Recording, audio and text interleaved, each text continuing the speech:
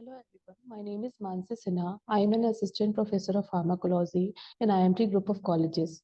So today we are going to discuss hypertension and its management. First, we will learn about the cardiovascular disorders. Cardiovascular disorders can be defined as diseases related to the heart or blood vessels. The cardiovascular system of the body is responsible for the transportation of blood throughout the body. The main elements of cardiovascular system are the heart, veins, arteries, and blood capillaries. If any of the elements of the cardiovascular system is not able to perform its function properly, the cardiovascular disease occurs.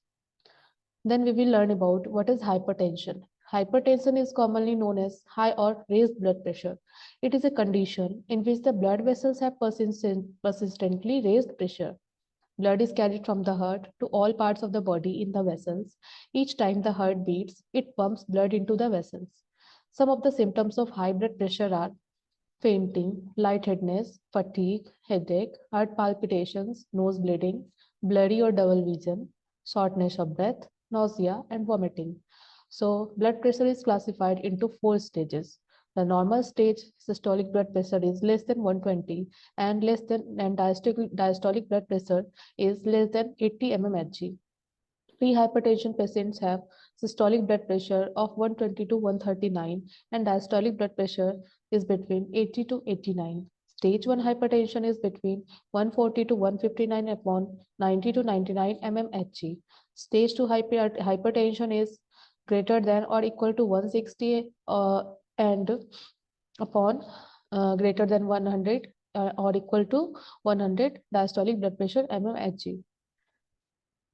Then we will know how does hypertension occur. Hypertension increases the workload of our heart and blood vessels.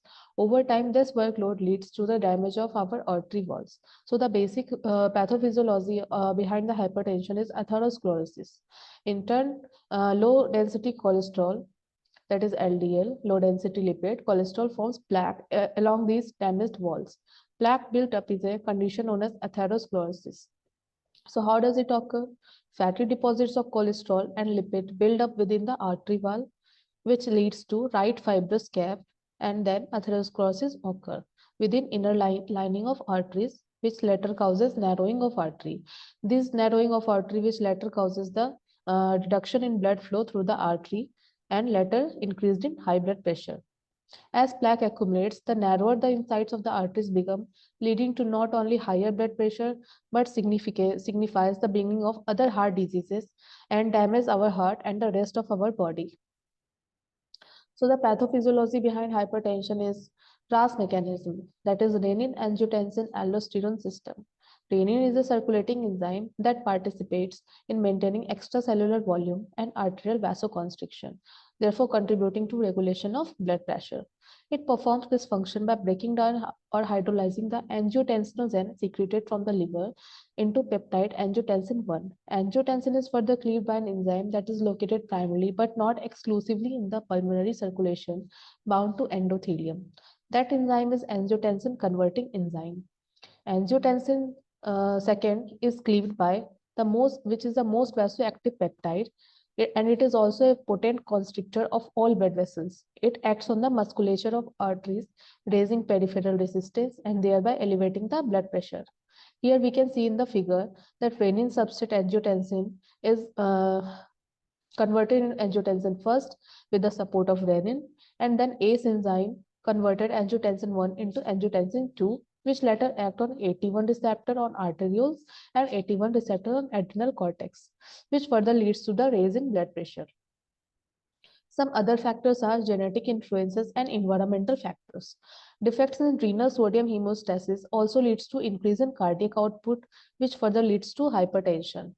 Increase in functional vasoconstriction also increases the vascular reactivity and later increases the total peripheral resistance, which leads to raise in blood pressure. Defects in vascular smooth muscle growth and structure enhances the vascular wall thickness, which increases the total peripheral resistance and then leads to hypertension. What are the causes of hypertension? There are two different causes, that is primary and secondary. Primary causes are genes, smoking, obesity, high salt intake, high alcohol consumption, stress, lack of exercise, and smoking. While secondary hypertension occur due to obstructive and sleep apnea, heart defects, kidney disease, medication and illegal drugs, adrenal or thyroid problems. So hypertension is classified into primary and secondary form. Primary hypertension is essential hypertension. 95% of population are affected from primary hypertension, and the factors are age, genetic, hormonal, environment. So in genetic, if both the parents are hypertensive, then there is a 45% of chance that the outborn baby is also hypertensive. And if single parent is hypertensive, then there are 25% chance of the outborn baby become a hypertensive. In environment factor, we see that in diet, fat, salt, alcohol leads to increase in raise in blood pressure. Obesity, physical inactivity, stress and smoking also leads to hypertension. Secondary hypertension, 0.5% of population are affected from secondary hypertension, and the factors are 80% patients are affected from renal impairment, which leads to hypertension, and other patients are affected from endocrine problems, that is adrenal, acromegaly, exogenous hormone, which is due to taking oral contraceptives, and glucosteroids, which further leads to increase in hypertension. Hypothyroidism and hyperparathyroidism also leads to increase in raise in blood pressure. So how do we manage the hypertension? Hypertension can be managed by some of the combination of antihypertensive drugs and changes in daily habit. Antihypertensive are a class of drugs that are used to treat hypertension. Antihypertensive therapy seeks to prevent the complications of high blood pressure, such as stroke, heart failure, kidney failure, and myocardial infarction. There are many classes of antihypertensives which lower blood pressure by different means. Some of them are thiazide diuretics, calcium channel blockers, ACE inhibitors, angiotensin converting enzyme, angiotensin second receptor antagonists, that is ARBs, and beta blockers. Then we will see the classification of antihypertensive agents. Diuretics are divided into thiazides, high ceiling loop diuretics, potassium sparing diuretics. Some of the examples of diuretics are hydrochlorothiazide, furosemide, spironolactone, and amiloride. ACE inhibitors are captopril, enalapril, lisinopril, fosinopril, etc. Angiotensin blockers are losartan, candesartan, 8-B-sartan, valsartan, telmisartan, which is the common drug, etc. Direct renin inhibitor is aliskiren. Beta adrenergic blockers are propranolol, metoprolol, atenolol, etc. Calcium channel blockers are verapamil, diltiazem, nifedipine, felodipine, amlodipine, etc. Beta and alpha adrenergic blockers are labetalol and carvedilol. Alpha adrenergic blockers are tazocin, terazosin. Central sympatholytics are clonidine. Vasodilators are hydralazine, minoxidil, and sodium nitroprusside. Some of the other drugs are adrenergic neuron blockers and ganglion blockers.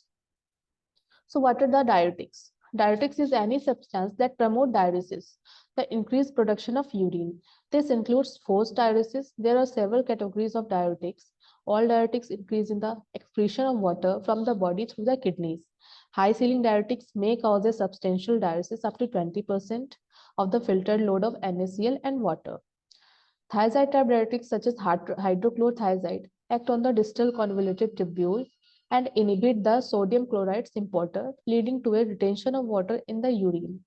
Potassium sparing diuretics do not promote the secretion of potassium into the urine. Thus, potassium is retained and not lost as much as with other diuretics. Osmotic diuretics example is mannitol. These are the substances that increase osmolarity but have limited tubular epithelial cell permeability. Calcium channel blockers. Calcium channel blockers are also known as CCB, calcium channel antagonist or calcium antagonist. These are a group of medications that disrupt the movement of calcium through the calcium channels. Calcium channel blockers are used as antihypertensive agents that is used to decrease blood pressure in patients with hypertension. How does it act? It acts by acting on vascular smooth muscles. They reduce contraction of the arteries and cause an increase in arterial diameter, a phenomenon called vasodilation. By acting on cardiac muscles, that is myocardium, they reduce the force of contraction of the heart. They also slow down the conduction of electrical activity within the heart. They slow down the heartbeat. They also block the calcium signal on adrenal cortex cells. They directly reduce aldosterone produced, which correlates the hypertension. ACE inhibitors. Angiotensin converting enzyme inhibitors are a class of medication used primarily for the treatment of high blood pressure and heart failure. ACE inhibitors inhibit the activity of angiotensin converting enzyme, which is an important component of the renin-angiotensin system, which converts angiotensin 1 to angiotensin 2 and hydrolyzes bradykinin. Therefore, ACE inhibitor decrease the formation of angiotensin 2, which is a vasoconstrictor, and increase the level of bradykinin. The combination is synergistic in lowering blood pressure. As a result of inhibiting the ACE enzyme in the bradykinin system, the ACE inhibitor drugs allow for increased level of bradykinin, which would normally be degraded. Angiotensin receptor blockers. Angiotensin second receptor blockers, formerly angiotensin second receptor type 1, that is AT1 receptors antagonist, also known as angiotensin receptor blockers. These are a group of pharmaceuticals that bind to and inhibit the angiotensin second receptor, that is AT1, and thereby block the arteriolar contraction and sodium retention effects of renin-angiotensin system. These substances are AT1 receptor antagonists. They block the activation of angiotensin second receptors. AT receptors are found in smooth muscles of cells of vessels, cortical cells of the adrenal glands, and adrenergic nerve synapses. Blockage of AT1 receptor directly causes the vasodilation. What are beta blockers? Beta blockers, also spelled as beta, these are a class of medications that are predominantly used to manage abnormal heart rhythms, that is arrhythmia, and to protect the heart from a second heart attack after a first heart attack, secondary prevention. They are also widely used to treat high blood pressure, although they are no longer the first choice for initial treatment of most patients. So how does it act?